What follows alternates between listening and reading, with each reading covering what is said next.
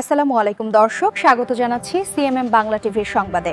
এখন দেখবেন জামাল উদ্দিন কালাচানের প্রতিবেদনে বিস্তারিত সংবাদ।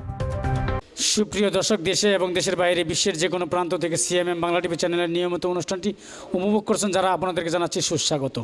আপনাদের সঙ্গে আছি আমি মোহাম্মদ জামাল উদ্দিন কালাচান। দর্শক, আমি এই মুহূর্তে উপস্থিত আছি গাজীপুর জেলা শ্রীপুর উপজেলার টেপিরবাড়ি গ্রামে। তো যিনি আজকে অতিথি হিসেবে উপস্থিত রয়েছেন সিএমএম বাংলা টিভিতে, শুরুতে পরিচয় করিয়ে দিচ্ছি। তিনি হচ্ছেন সাধারণ সম্পাদক শ্রীপুর উপজেলা শিল্পাঞ্চল শ্রমিক দল, সাবেক সিনিয়র যুগ্ম সম্পাদক শ্রীপুর উপজেলা শিল্পাঞ্চল শ্রমিক দল, সাবেক সদস্য গাজীপুর জেলা শ্রমিক দল, বিশিষ্ট রাজনীতিবিদ ও সমাজসেবক জনাব মোহাম্মদ রানা আহমেদ আকন্দ। ভাই, আপনি কেমন আছেন? ভালো আছি আলহামদুলিল্লাহ। আপনি কেমন? আলহামদুলিল্লাহ ভালো আছি। তো রানা ভাই, তো শুরুতে আপনার কাছে একটি যে বিষয়টি প্রশ্ন করব, বিষয়টি হচ্ছে আমরা জানতে পেরেছি আপনি শ্রীপুর উপজেলা ভাইস চেয়ারম্যান নির্বাচনে পদপ্রার্থী। তা আপনি দীর্ঘদিন ধরে প্রচারণা করতেছেন, তো এই বিষয়ে আপনি কিছু কথা বলেন। ধন্যবাদ। আসছে আগামী উপজেলা পরিষদ নির্বাচনে আমি ভাইস চেয়ারম্যান পদপ্রার্থী। প্রচার চালিয়ে যাচ্ছি আজকে প্রায় 6 মাস যাবৎ। আমি আশাবাদী শ্রীপুরের সর্বস্তরের জনগণ আমাকে অত্যন্ত ভালোবাসে, অত্যন্ত পছন্দ করে। আল্লাহ যদি আমাকে বাঁচিয়ে রাখে, নির্বাচন পর্যন্ত যদি বেঁচে থাকি, আমি অবশ্যই নির্বাচন করব শ্রীপুরের সর্বস্তরের জনগণ নিয়ে। আমি আমার নির্বাচনে প্রচারণায় আমি সব জায়গায় বলি,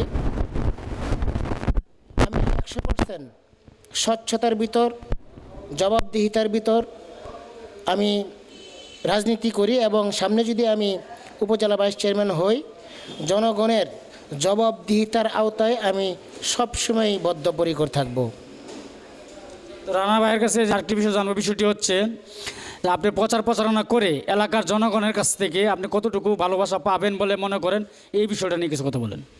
আমি 100% সমর্থন পাচ্ছি। মানুষ স্বতঃস্ফূর্তভাবে আমাকে ভালোবাসে।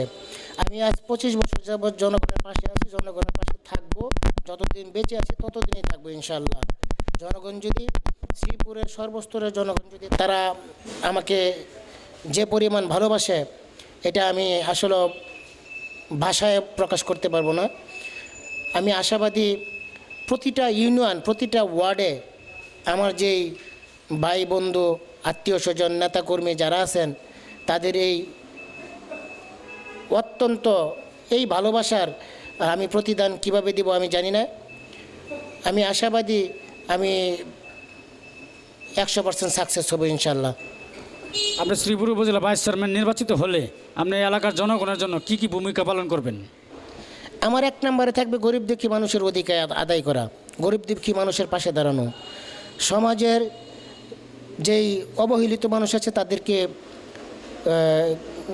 স্বচ্ছতার দিকে তাদের অধিকার আদায় করা। তারপর হচ্ছে সমাজে যেই মাদক, সন্ত্রাস, চাঁদাবাজ এগুলো নির্মূল করা। তারপর হচ্ছে আপনার রাস্তাঘাট, কালভার্ট, জলাবদ্ধতা এগুলো নিরসন করা, চিহ্নিত করা এবং বৃক্ষরোপণ। এই আমাদের পৃথিবীটা জলবায়ু পরিবর্তনের কারণে আমরা কিন্তু অনেক ধ্বংসের দ্বার প্রান্তে যাচ্ছি, তাই আমাদের বৃক্ষরোপণটা থাকবে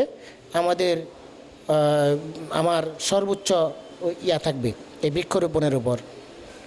ধন্যবাদ, সুন্দর কথা বলেছেন। তো আপনি আগামী অগ্রযাত্রায় কতটুকু এগিয়ে যেতে পারবেন বলে মনে করেন?